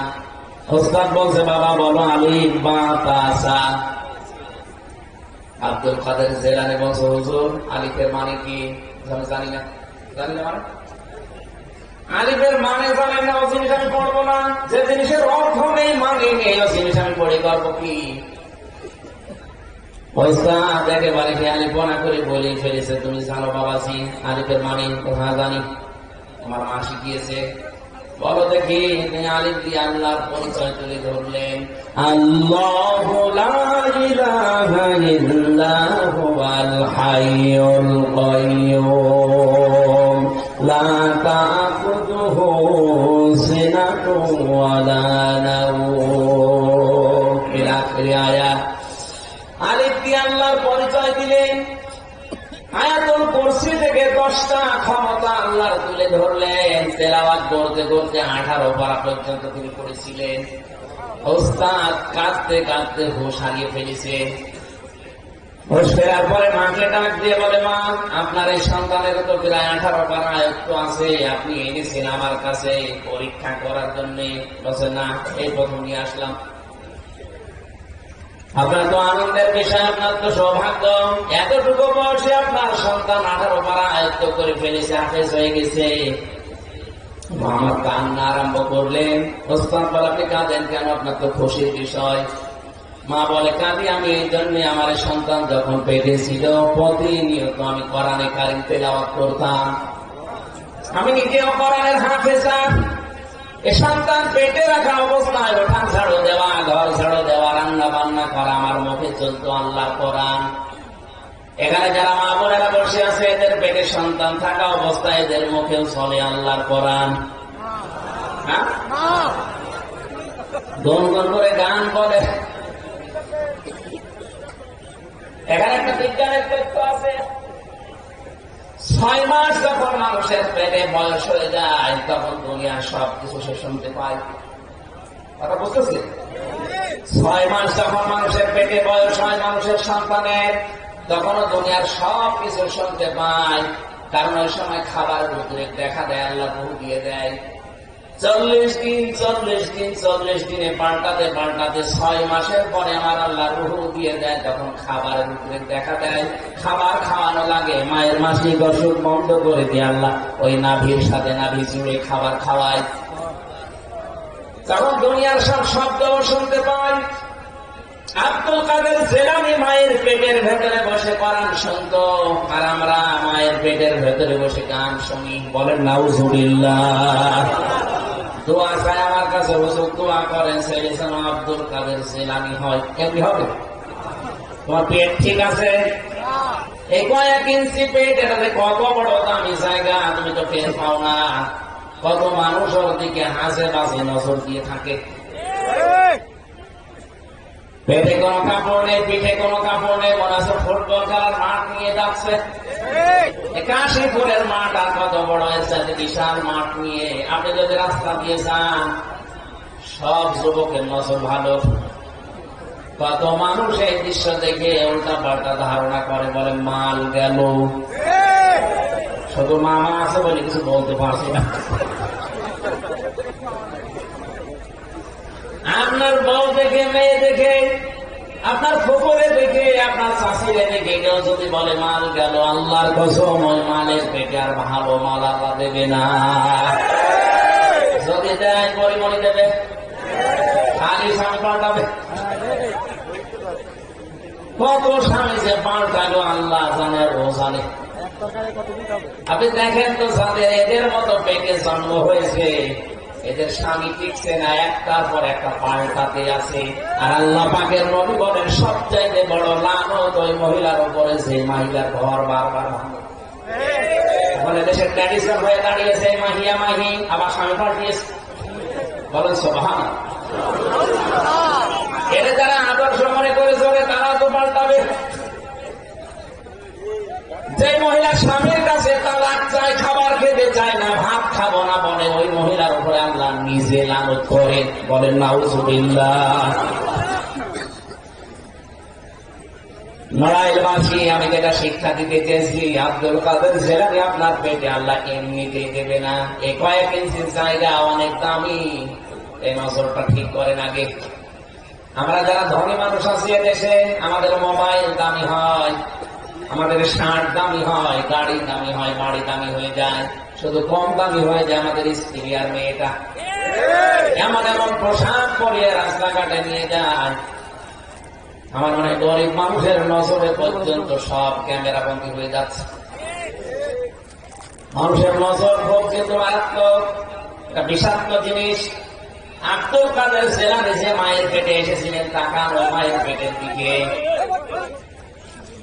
আব্দুল কাদের জেলানির বাবা মুসা জঙ্গি রহমতুল্লাহ আলাইহি মসজিদে নামাজ আদায় করে একবার আসছিলেন বাড়ির দিকে। হঠাৎ দেখলেন বাড়ির কাছের লোকটা পোশাক নাড়ি দেওয়া আছে, রোদে শুকাতে দিয়েছে তার স্ত্রী গোসল করে। ওই কাজের বেটা এক নয়নে তাকিয়ে আছে পোশাকের দিকে। হযরত আব্দুল কাদিরের বাবা তাড়াতাড়ি এসে পোশাকে আগুন লাগিয়ে দিলেন। ওনার জীবনে কি আমি পেয়েছি, মা এসে বলে, স্বামী আমার নতুন পোশাক আগুন লাগালেন কোন কারণে? স্বামী গান দিয়ে বলে, দেখো আমি নামাজ পড়ে আসার সময় দেখি বাড়ির ওই কাছের লোকটা, ওই কামলাটা তোমার এই সকালে দেওয়া পোশাকের দিকে এক দৃষ্টিতে তাকিয়ে আছে। আমি কোরআন হাদিস জানি, মানুষের চোখের নজর বড় মারাত্মক, এটা বিষাক্ত। এই পোশাক তোমার লজ্জাস্থান ঢেকে রাখে, আমার সন্তান তোমার পেটে তোমার সম্পদটা ঢেকে রাখে। এর নজর যদি পোশাকের উপরে পড়ে, এই প্রভাব হয়তো আমার সন্তানের উপরে পড়তে পারে, আমার সন্তান খারাপ হয়ে যেতে পারে। কোথায় তাদের চিন্তা ভাবনা ছিল? আর আপনি কি করেন? বউ সুন্দর হলে দিশায় পারবে না, করবেন কি? আর উল্টা পাল্টা পোশাক পরিয়ে মানুষকে দেখাচ্ছে যে মাল আমার আছে। নাউজুবিল্লাহ। মা ডাক দিয়ে বলছেন, ওস্তাদ আমি কান্নাকাটি করছি, আমার আফসোস হয় এই জন্যে, আমি যদি আর একটু কষ্ট করে ছোটবেলা থেকে আমার এই সন্তানটাকে আমি ফজরের নামাজ আদায় করিয়ে পাশে বসিয়ে পড়তাম, আমার মুখের দিকে তাকিয়ে আমার আব্দুল কাদের মুখ মিলাতো, আমি যদি প্রতিনিয়ত আল্লাহ 30 পারা কোরআনে পড়তে পারতাম, আমার এই ছোট বয়সের সন্তান 30 পারা কোরআনের হাফেজ হয়ে যেত। আমার ভাইরা, আমি কোরআনে কারিম পাওয়া বোঝাচ্ছিলাম, আপনি কোরআন পড়তে পারেন না, বোঝেনও না, অথচ ছোটবেলায় তারা বুঝেছিল পারিবারিক এই দৃষ্টি কালচারের কারণে। 3 নম্বরে এটা আপনাকে প্র্যাকটিক্যাল লাইফে মানতে হবে, আমল করা যায় বলে। 4 নম্বরে এটা মানুষ যেন মানে সেই ব্যবস্থা করে দেওয়া লাগবে। শর্ত কয়টা? আরো জোরে বলেন। 1 নম্বরে শুদ্ধ করে পড়া, 2 নম্বরে নিজে বোঝা, 3 নম্বরে বাস্তবে আমল করা, 4 নম্বর ওটা মানুষ যেন আমল করে সেই পরিবেশ তৈরি করে দেওয়া। পরের আমল করতে পারার পরিবেশ এই দেশে এখন আছে। আর আসতে বলে অনেকে চেষ্টা করলেও পারছে না, উপরে আল্লাহর ওলির কারণে। এমন এমন ওলি অধিকারী উপরে বসে আছে, ওর জন্য বাধ্য হয় নিচের অফিসার গুলো ঘুষ খেতে। এই জন্য কোরআনে কারিম পেয়েছি বললে হচ্ছে না, এই চারটা বিষয় আপনাকে মানা লাগবে, তাহলে দুনিয়ার হাসানা আপনি পেয়েছেন। 2 নম্বরে দুনিয়ার হাসানা হচ্ছে কোরআন পেলেই হবে না, কোরআনের হেদায়েত পাওয়া লাগবে। কোরআনের হেদায়েত আমরা পেয়েছি কিনা আমরা নিজেরাই বুঝতে পারি না। গিরিশচন্দ্র সেন নরসিংদীতে বাড়ি, বেটা হিন্দু মানুষ, আমাদের চাইতে কোরআন পড়েছে, বুঝেছে, লিখেছে বেশি, কিন্তু হেদায়েত পায়নি। কথা বলেন না কেন? আমার তো মনে হয় বাংলার আজ অনেক আলেম কোরআন পড়ে, বসে, লেখে, পড়ায়, কিন্তু কোরআন থেকে হেদায়েত পাইনি। এলামবার পার্লামেন্টে পাওয়ার মতো হয়ে গেছে। আমি নাম নিলাম না, তাই নবীদের ওয়ারিস বলে আপনি দাবি করছেন এখন, জানে নবীর ওয়ারিস। বিশ্ব নবী মোহাম্মদ রাসূলুল্লাহর দিকে তাকান তো, উনি তো কোরআন প্রচার করেছিলেন। কোরআন প্রচার করতে গিয়ে ওনার গলার ভেতরে রশি দিয়ে হ্যাঁচকা টান দিয়েছিল, এটা আমি বানালাম। কোরআন দিয়ে নামাজ পড়াতেন, ওঠের নাড়ি ঘুড়ি মাথার উপরে চাপিয়ে দিত। ওই একই কোরআন দিয়ে আমিও নামাজ পড়াই, আমার মাথার উপরে ওঠের নাড়ি ঘুড়ি দেয় না, গরুর নাড়ি ঘুড়ি দেয় না, দেয় ফ্যান। ফ্যান দিয়ে হয় না, এসি লাগিয়ে দেয়। তাহলে বুঝতে হবে নবীজির কোরআন দিয়ে নামাজ পড়ানো আর আমার নামাজ পড়ানোর ভেতরে পার্থক্য আছে। আমি যে নামাজ পড়াচ্ছি, আমার পেছনে যারা আছে ওরা বুঝছে না, আর নবীজি যে নামাজ পড়িয়েছেন, ওনার নামাজ পড়ানো যারা পেছনে, যারা বাইরে থাকতো, ওরা বুঝতো যে কি বলতে চায়। হাজারো মানুষ এই সহজ কথাটা বোঝে না। সামনে থেকে সুন্দর করে তেলাওয়াত করলে মনে করে না দুআই করছে। একটা ঘটনা শুনেছিলাম মাওলানা রুহুল আমিন ভাইয়ের কাছে, একজন ইমামতি লেগেছে, ইমামতি করছে শহরে, সুদের উপরে আলোচনা করেছে, সভাপতিতে সুদ খায়। নামাজের পরে বলছে, হুজুর আপনি আর কোন আয়াত পেলেন না, আমি সুদের উপরে আলোচনা করলেন কেন? আমি জানি, কারণ আমি যে এলাকায় সুদ খাই সবাই জানে, আর আপনি আমার দিকে তাকিয়ে তাকিয়ে খোঁচা দিলেন, আপনার আমি রাখবো না। ঠিক আছে, গেলাম ওখান থেকে উপশহরে। আজকে আর আমি সুদের আলোচনা করবো না, আজকে করবো পর্দার আলোচনা। পর্দার আয়াত পড়ে একেবারে সুদ দিয়ে কথা বললাম, সবাই খুশি। কিন্তু ক্যাশিয়ার ডাকতে বলে, হুজুর আমি আপনার টাকা দেই, আমার বউ একটু বেড়াকে চাকরি করে, এটা সবাই জানে, তাহলে বলবেন আপনারা রাখবো না। শহরে উপশহরের ইমামতি করবো না, লাঠুর চলন বিলের ভেতরে কেউ যেন ওখানে মানুষ না যায়। এমন এক গ্রামে নামাজ পড়িয়েছি, শুধু আরবিতে, বাংলা কথা আর বলি না, আরবি বললে যেন না বোঝে। নামাজ পড়ালাম ইয়াসিন সূরা দিয়ে, ইয়াসিন আল কোরআনুল হাকিম, সবাই খুশি। সেক্রেটারি বলছে, হুজুর আপনি কাজ করলেন। এই মসজিদের সভাপতি, ওর নাম ইয়াসিন, আর ওর বাপ বলে গেছে নাম হাকিম। আপনি প্রথম দিনে বাপ বেটার নামে সূরা পড়ে দিলেন। আমি যে সেক্রেটারি, আমি যে ক্যাশিয়ার, আমার নামে কোন সূরা নেই। আগামী সপ্তাহে যদি আমার নামে সূরা না পড়েন, আপনার বেতন বন্ধ। চিন্তা করছে, আমি ক্যাশিয়ারের নামে সূরা পাবো কোথায়? ক্যাশিয়ারের নাম হচ্ছে বাবর আলী। নাম কি? বাবর আলী নামে একটা সূরা আছে, ইয়াসিন নামে একটা সূরা। চিন্তা করছে আগামী সপ্তাহে আসতে আসতে দেখি বাবর আলী নামে কিছু বের করা যায় কিনা। আজকে তো একেবারে মশাল নিয়ে এসে বসে আছে প্রথম কাতারে, যেমন নামে সূরা পড়া হবে। সূরা ফাতিহা শেষ করার পরে একেবারে টান দিয়ে পড়ছে, ইয়া বাবর আনতা কালবুন ওয়া আবুকা খিনজির ওয়াজাদতুকা হিমার ফাইন্নাহুম লাজাহিদুন। আল্লাহু আকবার। আমাদের শেষদায় যাচ্ছে। অনেকে মনে করছে কোরআনের আয়াতই মনে হয়, ক্যাশিয়ার মনে করছে যা কাজ হয়েছে অন্তত আমার নামে, আমার বাবার নামে, আমার দাদার নামে সূরা শুনছে। হুজুর এত সুন্দর সূরা মানে কি? ইয়া বাবর নিশ্চয় কুকুর। তোর বাবা শুকর, তোর বাবা গাধা, 14 বংশ মুখজাত। ওর ইমামতি যদিও থাকতো, থাকবে।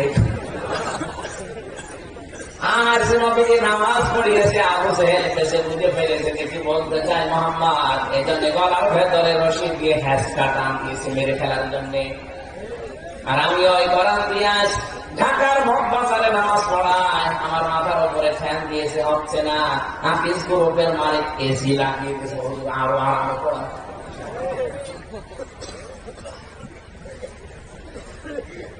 আমার আরাম দেওয়ার জন্য চেষ্টা আছে, কারণ পেছনে যারা আছে ও বোঝে না, আমি যা পড়ছি আমিও বুঝি না। কোরআনের হেদায়েত পাওয়া তো সহজ না, দেখা যায় না। কোরআনের হেদায়েত পেতে হলে যে হাদিসটা বলেছিলাম, ওই হাদিসের 3 নম্বরের পয়েন্টে ছিল ওমান দাআ ইলাইহি হাদা। একাধিক কান আছে। কেউ যদি কোরআনের হেদায়েত পেতে চায়, সে যেন কোরআন দিয়ে মানুষকে ডাকে। কি দিয়ে? আজ কোরআনের দিকে ডাকা আছে, অধিকাংশ মানুষ তার বাবার দিকে ডাকতেছে। হাদিসের শেষ পয়েন্টটা আরো কঠিন। ফাকাদ হুদিয়া ইলা সিরাতিল মুস্তাকিম। কেউ যদি কোরআনের ডাকে সাড়া দিতে পারে, আল্লাহ নিজে তাকে হেদায়েত সিরাতে মুস্তাকিম নসিব করে দেবে। তাহলে আমি যদি হেদায়েতের উপরে থাকতে চাই, আমাকে আজকে থেকে ডাকা লাগবে মানুষকে কি দিয়ে? জোরে বলেন, কি দিয়ে? আর আপনি যদি হেদায়েত পেতে চান, সিরাতে মুস্তাকিম পেতে চান, আপনাকে সাড়া দেওয়া লাগবে কোরআনের ডাকে। এর চাইতে বাংলা ও আসার নেই। এরপরেও যদি কেউ না বোঝার ভান করে থাকেন, আমার কিছু করার নেই। দুনিয়ার হাসানা 3 নম্বরে আমি পেয়েছি পরিশ্রম করা। কি করা? পরিশ্রম করতে পারা, এটা দুনিয়ার হাসানা।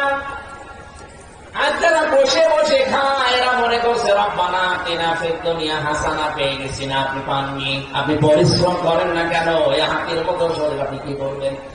লাকাদ খালাকনাল ইনসানা ফি কাবাদ। অবশ্যই আমি আল্লাহ মানুষকে পরিশ্রম করার জন্যই বানিয়েছি। কষ্টের পরে কষ্ট সহ্য করে বানিয়েছি মানুষকে। আমি শ্রম দেন, পৃথিবীতে যারা শ্রম দেয় তারা সুস্থ থাকে। যত নবীর জীবনী আমি পড়েছি, হযরত আদম নবী তিনি চাষ করে খেতেন, হযরত দাউদ নবী তিনি কামার ছিলেন, লোহা পিটিয়ে সোজা করতেন। আমাদের নবী মুহাম্মদ রাসূলুল্লাহ ব্যবসা করে খেতেন। বলেন সুবহানাল্লাহ। আজ গাছ নেই, কাম নেই, একটা গাছতলায় বসে শুধু পীর নাম নিয়েছে, ওটা টাটকা শয়তান। তো গাছ নেই কেন? পীর তো আব্দুল জব্বারও ছিল চট্টগ্রামে, টুপি সেলাই করে খেত। আর এমন পীর হয়ে বসে আছে, কোন কাজ নেই, শুধু ভরি। এত বড় বড় পেট হয়, মহিলারা লজ্জা পায়। আল্লাহ ছেলে মহে আমাদের এত পেট হয়, এত বড় পেট কোলাকুলি করতে যাবেন, ধাক্কা লাগবে, পেটের সাথে মুখ পাবে না। না, কাজ করে খাওয়া লাগবে আপনাকে। বসে খাওয়ার সময় এখন আর নেই। 18 কোটি মানুষের 36 কোটি হাত যদি আজ কাজের হয়ে যায়, আমেরিকার কাছে, চীনের কাছে, রাশিয়ার কাছে তাকিয়ে থাকা লাগবে না। খালি দোয়া করে শেষ করে দিলে রব্বানা আতিনা ফিদ দুনিয়া হাসানা। এই হাসানা করবে কিনা? এই হাসি হাসানা আমাদের করা দরকার। আমরা পরিশ্রমী হব, শ্রম দেব দুনিয়ায়। সেই কয়েকদিন বেঁচে আছি, শুধু নিজের মুখের খাবার তৈরি করবো না, আমার দ্বারা আরো যেন 8টা-10টা মানুষের কর্মসংস্থান তৈরি হয়। 4 নাম্বার দুনিয়ার হাসানা হচ্ছে নিরাপত্তা পাওয়া। কি পাওয়া? আপনি বুকে হাত দিয়ে বলেন তো, আজ আমরা নিরাপদ আছি? হ্যাঁ বলেন। 24 ঘন্টা অনেকে আতঙ্কে থাকি। যুবতী মেয়ে কলেজে বিশ্ববিদ্যালয়ে পাঠিয়ে মা যায় না, মাঝে বসে দোয়া করছে, আল্লাহ মেয়ে কি একা আসবে না সবাই নিয়ে আসবে?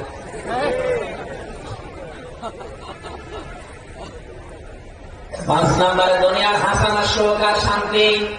সুখ আর শান্তির ভেতরে 7টা জিনিস আমি পেয়েছি। সুখ বলা হয় 4টা জিনিসকে, শান্তি বলা হয় 3টা জিনিসকে। এই 7টা জিনিস সূরা আরাফের ভেতরে আল্লাহ ব্যাখ্যা দিয়েছেন। 6 নম্বরে দুনিয়ার হাসানা সবর করতে পারা, ধৈর্য ধারণ করা। ধৈর্য কাকে বলে, কত প্রকার কি কি এখনো টের পাননি। যে মানুষগুলো বিনা কারণে বছরের পরে বছর এক অন্ধকার প্রকোষ্ঠে পড়ে আছে, তারা টের পাচ্ছে ধৈর্য কারে বলে। শফিকুল ইসলাম মাসুদ টের পেয়েছে ধৈর্য কারে বলে, বেনাওয়ার টের পেয়েছে ধৈর্য কারে বলে। আপনি টের পাচ্ছেন না কারণ আপনার জীবনে এরকম কিছু নেই। 3টা বছর এক ঘরের ভেতরে 24 ঘন্টা আমি তালা মারা ছিলাম, এদিকে 2.5 হাত, এদিকে 3.5 হাত। আমিও কিছু টের পেয়েছি ধৈর্য কারে বলে। হযরত আইয়ুব নবী 18 বছর ধৈর্যের পরীক্ষা দিয়েছিলেন। কয় বছর? হযরত ইউসুফ নবী 40 বছর ধৈর্যের পরীক্ষা দিয়েছিলেন। ধৈর্যটা এটা দুনিয়ার হাসানা, আমাদের আগে এটা নেই। আমরা হতাশ হয়ে যাই কিছু হলে। না, ধৈর্য ধরা লাগবে, এটা দুনিয়ার হাসানা।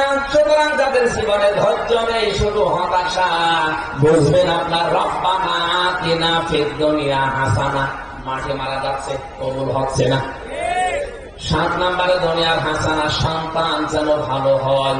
ভালো সন্তান ওইটা যেটা ডাল খায়, বলেন, যেটা বাবা খায়। একটা সন্তান আজ নষ্ট হয়ে গেলে পুরো পরিবারটা জাহান্নাম হয়ে যায়। বাংলাদেশ সরকার আজ 0 টলারেন্স ঘোষণা করেছে মাদকের বিরুদ্ধে। প্রশাসনের মানুষগুলো পাগল হয়ে যাচ্ছে এদের কন্ট্রোল করার জন্য। জেলখানায় দিয়ে নিরাপদ নেই। আমি 3 বছরে দেখেছি অধিকাংশ মানুষ তাদেরকে গাঁজা খাওয়ার জন্য পুলিশে ধরে ছেড়ে দিয়েছে, ও ভেতরে সে গাছা গাছ গাজীপুরের কাশিমপুর কারাগার, ও শয়তান ওরে ধরেছে পুলিশে গাঁজা খায়, এই কারণে ধরে ছেড়ে দিয়েছে। ও বের করেছে গাছা গাছ করে দিয়েছে। জেল সুপার বলছেন এটা কাজ করলেন। হয়রান হয়ে যাচ্ছে আজ সন্তানকে। আগামী প্রজন্ম যারা আছে এদেরকে সত্যি যদি আপনি নেশা মুক্ত করে রেখে যেতে চান, এইটার বিকল্প কিছু নেই।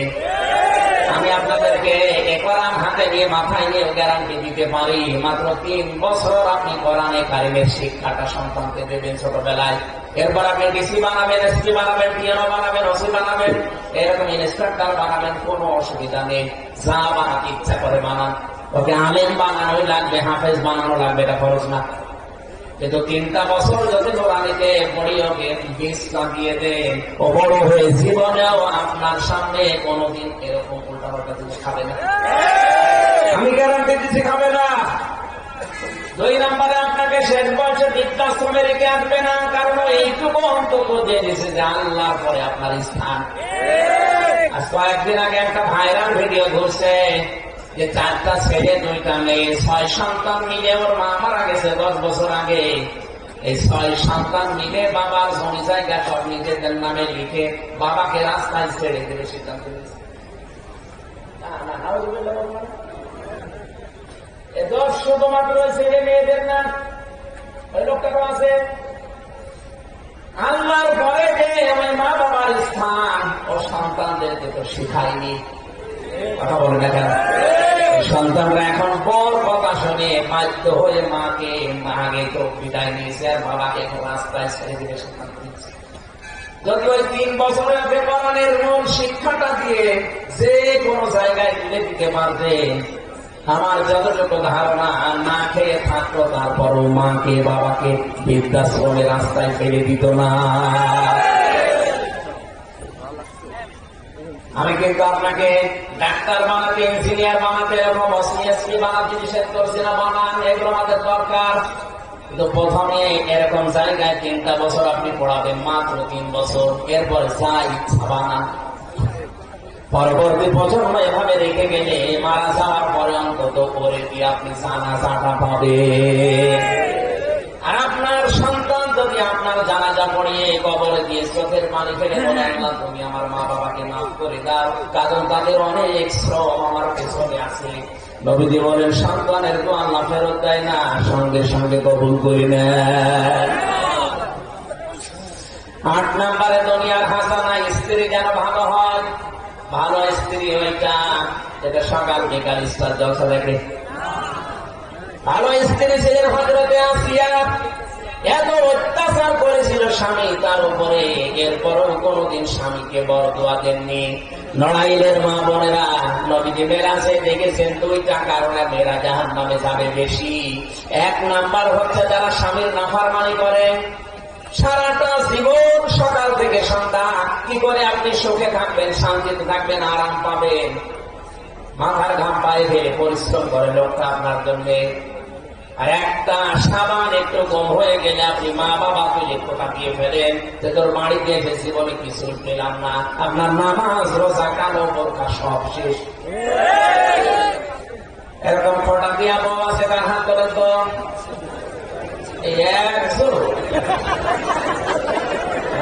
আমি হাসির খোরাক দিতে সম্মানিত মা বোনেরা, যাক আলহামদুলিল্লাহ এলাকার মেয়েরা ভালো।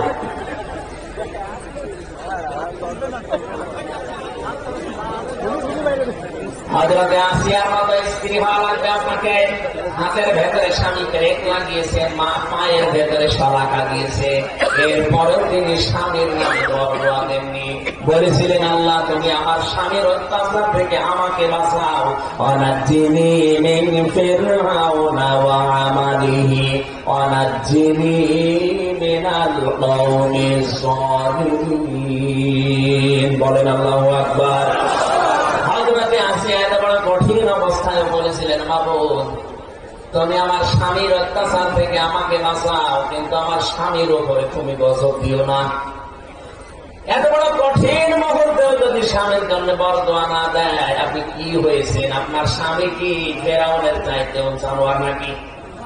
হ্যাঁ, কথা বলে না কেন? যেভাবে পিটিয়েছে আপনাকে ওইভাবে কোনোদিন পিটিয়েছে? এত বড় মারাত্মক ভয়ঙ্কর জানোয়ার স্বামী দুনিয়ায় কারো কপালে আছে কিনা আমি জানি না। তারপরও যদি বরদোয়া না দেয়, আপনি একটা শাড়ি একটু কম হয়ে গেলে ফোটা দিয়ে ফেলেন, আপনি জাহান্নামের আসামি হয়ে বসে আছেন। কথা বললে বলে হুজুর আমাদের বিরুদ্ধে বলে, আমি আপনাকে ভালোবাসি, বাঁচাতে চাই। নবীর হাদিস পড়ে দেখছি আপনি জাহান্নামে যাচ্ছেন, এই কারণে বললাম। দ্বিতীয় নম্বরে আপনার আচরণ হওয়া লাগবে হযরতে খাদিজার মতো। এই একটাই মাত্র মহিলা আল্লাহ নিজে তাকে দুনিয়ার জিন্দা অবস্থায় সালাম দিয়েছে স্বামী ভক্তি করার কারণে। বলেন সুবহানাল্লাহ। হযরতে খাদিজাতুল কুবরা স্বামীর জন্য এত বেশি শ্রম দিয়েছিলেন, কষ্ট করেছিলেন। 15 কিলোমিটার উপরের পাহাড়, এখন তো সিঁড়ি করা আছে, ওঠা যায়, ও সময় সিঁড়ি ছিল না। লতা পাতা পাথর ধরে ধরে উঠে স্বামীকে 2 বেলা খাবার দিয়ে আসতেন। আপনি কি করেছেন স্বামীর জন্য বলেন তো? এই লোকটা সারা দিন পরিশ্রম করে মাথার ঘাম পায়ে ফেলছে আপনাকে সুখে রাখার জন্য। আর একটু কিছু অন্টটি হয়ে গেলে আপনি যে উল্টা পাল্টা কথা বলেন, ওর মন থাকে কথা বলেন। আপনি আপনাকে আমি জান্নাতে নিতে চাই, আপনি যেন জাহান্নামে হয়ে না যান। এজন্য আশা করছি খাদিজার মতো স্বামী ভক্তি করবে। গভীর রজনীতে নবীজি এসে শুধু একবার ডাক দিতেন খাদিজা, সঙ্গে সঙ্গে দরজা খুলে যেত। নবীজি বলেন তুমি কি ঘুমাও না? হযরতে খাদিজা বলে ইয়া রাসূলুল্লাহ আপনি যখন বাইরে থাকেন দিনের কাছে, আমি 24 ঘন্টা টেনশনে থাকি, না জানি আপনাকে কেউ ক্ষতি করে কিনা। আমি যদি আরামের বিছানায় বালিশে মাথা দিয়ে ঘুমাই, আপনি যদি এসে রাতে ডাকতেন, আমার যদি উঠতে দেরি হয়ে যায়, আপনি আমার শ্রেষ্ঠ মেহমান দুনিয়ায় আমার স্বামী, আপনার কষ্ট হবে। এই জন্য ঘুম যদি আমার লাগে ও দরজার সাথে পিঠ লাগে, আমি হেলান দিয়ে ঘুমিয়ে পড়ি। নবীজি বলেন কোন স্ত্রী যদি স্বামীর আশায় রাত জেগে থাকে, যতক্ষণ স্বামী আসে না, হ্যাঁ স্বামী আমার ওদিকে বিড়ি খেয়ে বেড়াচ্ছে, দিনের কোন কাজে যদি আঞ্জাম দিতে থাকে, ইসলামের খেদমত করছে, কর্মজীবনে ব্যস্ত আছে, সেই স্বামী বাড়ি আসবে। আপনি যদি আশায় থাকেন, আপনি যতক্ষণ আশায় থাকবেন নফল নামাজের সওয়াব পাবেন। আল্লাহ এরকম বউ আমাদের ঘরে ঘরে দান করেন, বলেন আমিন। আল্লাহ একটা দোয়া শিখিয়েছেন এরকম বউ পাওয়ার জন্য। জবান করে এই আয়াতটা পড়েন, রব্বানা হাব লানা মিন আজওয়াজিনা ওয়া যুররিয়াতিনা কুররাতা আ'য়ুনিন ওয়াজআলনা লিল মুত্তাকিনা ইমামা। 9 নাম্বার দুনিয়ার হাসানা নামাজ। নামাজ নামাজ পড়তে পারা এটা দুনিয়ার হাসানা। এই জন্য 5 বার মুয়াজ্জিন বলে হাইয়া আলাল ফালাহ, কল্যাণের দিকে আসো। নামাজ পড়লে আপনি কল্যাণ পাবেন, এটা দুনিয়ার হাসানা। আপনি পড়েন না তাই পান না। 10 নম্বরে দুনিয়ার হাসানা কোরআনের সমাজ ব্যবস্থা পাওয়া। আমরা পেয়েছি 10টার একটা আমরা পাচ্ছি না। কি দোয়া করছি এতদিন বলেন? আখিরাতে হাসানা, আখিরাতের হাসানা 5টা। 1 নম্বরে মরণ যেন ভালো হয়, 2 নম্বরে কবর যেন ভালো হয়। ভালো কবর ওইটা যেটা পাকা করা হয়। বলেন বলেন। আজকে থেকে সিদ্ধান্ত নেবেন, হযরত ওসমানের মতো মানুষ জান্নাতের গ্যারান্টি পাওয়া পড়ে আছে। জান্নাতুল বাকিতে একটা পাথর দেওয়া শুরু। কথা বলে দেখা। আরে দেশে গরু ছাগল মরে যায়, কবর 3 তালা বানায়। আপনি মাথা পাকা করেন, উপরে যত 10 তলা বিল্ডিং বানান, নিচে যদি আল্লাহ আগুন লাগিয়ে দেয়। সুতরাং আজকে থেকে ইসলামের বাইরে এই কাজ আর না। আপনি এমনি হেফাজত করে রাখবেন, তবে টাইলস লাগিয়ে সুন্দর করে নাম লিখে দেবেন, পাকা করে কবর পাকা করে 3 তালা করে দিচ্ছে। কোন কারণে? ওই টাকাগুলো গরিবকে দান করেন, আপনার বাবা শান্তি পাবে। কবর ভালো হওয়ার জন্য যে প্রশ্নের জবাব দেওয়া লাগবে, সে প্রশ্ন কয়টা? 3টা। বলেন বলেন। মার রব্বুকা, তোমার রবকে, আমার নবীকা, তোমার নবীকে, আমার দ্বীনুকা, তোমার দ্বীনকে। এক একটা শব্দে লক্ষ লক্ষ কথা লুকিয়ে আছে। আমার তাড়াতাড়ি করছে, আমার গলা বসে গেলে আবার সব মাঠে মারা যাবে। 3 নম্বরে হাসর যেন ভালো হয়। 4 প্রকার মানুষের সাথে হাসর হলে আপনার হাসর ভালো হবে। 4 নম্বরে হাউজে কাউসারের পানি যেন ভাই, হাউজে কাউসারের পানি পাবে তারা যে মানুষগুলো দুনিয়াতে বেদাত করে নাই আর জালেম শাসকের তোহমত করে নাই। আল্লাহ আমাদের তৌফিক দিন, বলেন আমিন। 5 নম্বরে ডান হাতে যারা আমলনামা পাবে, এরা আখিরাতের হাসানা পেয়েছে। যারা বাম হাতে আমলনামা পাবে, আয়াতের ব্যাখ্যায় আমি দেখেছি এই জায়গায় লোহার শলাকা গরম করে আল্লাহ নিজে ফেরেশতা দিয়ে ঢোকাবে। বাম হাতটা এই দিক দিয়ে চালিয়ে দেবে, পেছন দিক থেকে বের করে আমলনামা দেবে। আর ডান হাতে আমলনামা যারা পাবে, এটা পাওয়ার পরে পড়বে আর আনন্দ নিজের আত্মীয় স্বজনকে দেখিয়ে বেড়াবে, করে বলেন সুবহানাল্লাহ। এই 5টা জিনিস যদি আপনি পান, আখিরাতের হাসানা পেয়েছেন।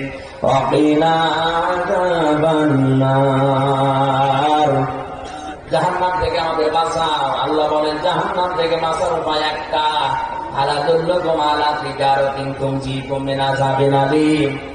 এমন একটা ব্যবসার কথা বলবো যেটা করলে জাহান্নামে যাওয়া লাগবে না। সে জাহান্নামে যাওয়ার না যাওয়ার ব্যবসা হচ্ছে তুমিনুনা বিল্লাহি ওয়া রাসূলিহি ওয়া তুজাহিদুনা ফি সাবিলিল্লাহি বিআমওয়ালিকুম ওয়া আনফুসিকুম। আল্লাহ রাসূলের উপরে বিশ্বাস করে জান আর মাল, আল্লাহ রাসূলের বিধানকে জমিনে প্রতিষ্ঠা করার জন্য জিহাদ করবে, প্রচেষ্টা চালাবে। যালিকুম খায়রুল লাকুম, এইটা তোমাদের জন্য উত্তম যদি তোমরা বুঝে থাকো। জাহান্নামে যাওয়া লাগবে না। যে মানুষগুলো দুনিয়াতে আল্লাহর দ্বীন কায়েমের জন্য চেষ্টা চালাবে, আন্দোলন করবে, আল্লাহ পাক দুনিয়ায় আর চাই করি অন্তত এই কাজে, একামতে দ্বীনের কাছে আমাদেরকে যেন ইনভলভ করে রাখেন। ধরে বলেন আমিন। আপনি অন্যান্য চাই করেন, জাহান্নামে যাবেন না যদি একামতে দ্বীনের দায়িত্ব পালন করে যেতে পারেন। এই সবটা জিনিস আল্লাহ আয়াতের ভেতরে দিয়েছেন। জবান করে আবার এই দোয়াটা পড়েন, রব্বানা আতিনা ফিদ দুনিয়া হাসানা ওয়া ফিল আখিরাতি হাসানা ওয়া কিনা আযাবান নার। আল্লাহুম্মা আমিন। রব্বানা যালামনা আনফুসানা ওয়া ইল্লাম তাগফির লানা ওয়া তারহামনা লানাকুনান্না মিনাল খাসিরিন। এই মোনাজাতে বসে পড়েন, মোনাজাত বসে করেন। আমি মুসাফির, অসুস্থ এবং মাসলুম মানুষ, বসে করেন, কবুল হবে ইনশাআল্লাহ। বসেন বসেন, মোনাজাতের আদব বসে করেন। আল্লাহর কাছে মোনাজাত করছি, যে যেখানে আছেন মনের কথাগুলো তুলে ধরবেন। মাথা নিচু করেন, চোখ বন্ধ করেন, জীবনের অপরাধ যা করেছেন একটা একটা করে স্মরণ করেন। রব্বানা আতিনা ফিদ দুনিয়া হাসানা ওয়া ফিল الآخرة حسنة وقنا عذاب النار রব্বুল আলামিন যে সারাটা জিনিস তুমি আমাদের দিতে চাইলে দুনিয়া আখিরাত মিলে আমাদেরকে তুমি ভিক্ষা দাও। আজকের এই বিশাল আয়োজনে যদি তুমি খুশি হয়ে সওয়াব দিয়ে থাকো আল্লাহ, কোটি কোটি গুণে বাড়িয়ে দাও। কিয়ামতের দিন সুপারিশ করে আমাদের জান্নাতে নিয়ে যাবে, নবীর রওজায় পৌঁছিয়ে দাও। হযরত আদম থেকে পর্যন্ত যত মানুষ কবরে আছে আল্লাহ কবরবাসীদের ক্ষমা করে দাও। এ মাহফিল আঞ্জাম দিতে গিয়ে তোমার যে বান্দা মাতির রহমান মাজিদুর রহমান এলাকার মানুষকে নিয়ে জান্নাতের বাগানটা সাজিয়েছে, এ বাগানের উসিলায় কোরআনে কারিমের প্রসারের উসিলায় তার মা বাবাকে তুমি আগে ক্ষমা করে দাও। তার বাবা কবরে আছে আল্লাহ, তুমি তার বাবাকে জান্নাত দাও, তার মাকে তুমি মাফ করে দাও। বাবার কবরটা তুমি জান্নাতুল ফেরদাউসের সাথে লাইন করে দাও। তোমার হাবিব জানিয়েছে সন্তান যদি হাত তুলে মোনাজাত করে চোখের পানি ফেলে আল্লাহ বাবা মাকে মাফ করে দেয়। হাত তুলেছে, তার সন্তানরা বাড়িতে বসে হাত তুলেছে। এদের দিকে তাকাও, এদের কাকতি মিনতির দিকে তাকিয়ে হলেও সন্তানের দিকে তাকিয়ে হলেও মাফ করে দাও। এই মাদ্রাসাটা যারা বানিয়েছে, এখানে যত মানুষ কোরআন পড়ে হাদিস পড়ে আল্লাহ এই সওয়াবগুলো তুমি তাদের কবরে পৌঁছিয়ে দাও। যত যুবকেরা দেখলাম আজকে আসার সময় ভলান্টিয়ারের দায়িত্ব পালন করছে, এই যুবকদেরকে যে মা পেটে নিয়েছে কোরআনের ইজ্জতে ওই মায়ের পেট তুমি খাদিজার মতো বানিয়ে দাও। মাহফিলের সম্মানিত সভাপতি আল্লাহ হাসার আলেমের উস্তাদ মাওলানা মাহবুবুর রহমানকে কবুল করো। আমাদের প্রধান অতিথি মাশরাফি বিন মর্তজাকে মঞ্জুর করো, তার বাবাকে তুমি ক্ষমা করো, তার জীবনের ভালো ভালো কাজগুলো মঞ্জুর করো, অন্যায় কাজগুলো তুমি মাফ করে দাও। তার মা স্ত্রী সন্তান সহ যাদেরকে এই দুনিয়ায় দিয়েছে সহি সালামতে রাখো আল্লাহ। মাহফিলের বিশেষ অতিথি যারা মেজর জেনারেল শেখ মোহাম্মদ আমার হাসান, শেখ সেলিম সহ যত আলিম এখানে কথা বলেছে, মাওলানা আবু সার গেফারি চুয়াডাঙ্গা, মাওলানা হুসাইন আহমেদ, আল্লাহ তুমি তার বাবাকে মাফ করে দাও। আমার বাবা বেঁচে আছে, আমি টের পাই না কি জিনিস, কারণ একটা ছায়া আমার মাথার উপরে আছে।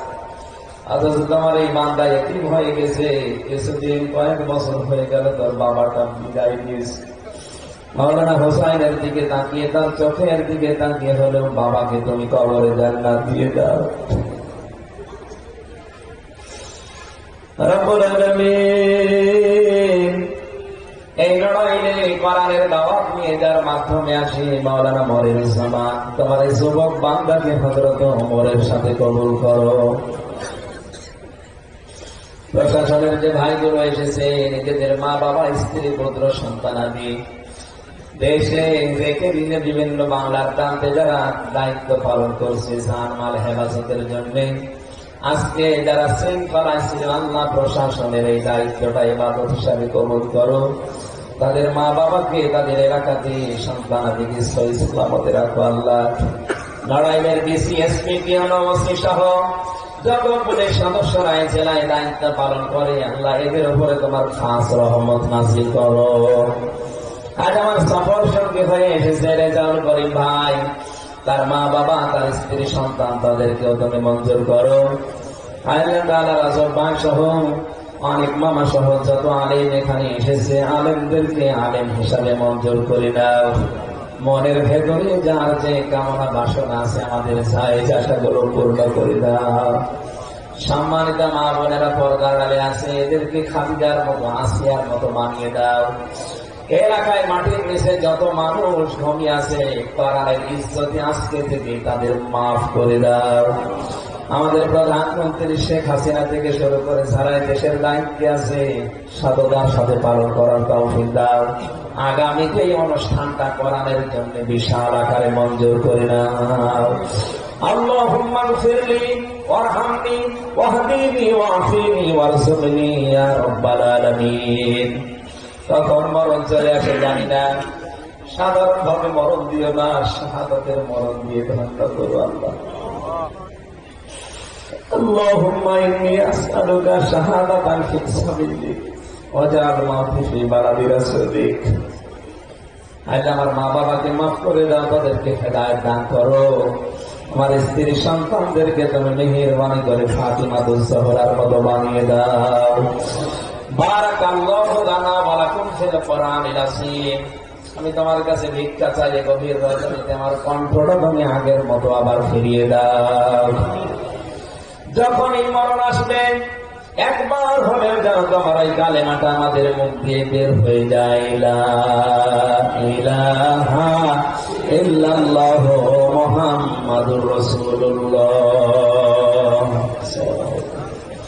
সম্মানিত ভাইরা, আমার লিখিত যে বইগুলো ওই গাড়িতে আছে, এই বাগানের ভেতরে, বাগানে গাড়ি আছে, যারা মেন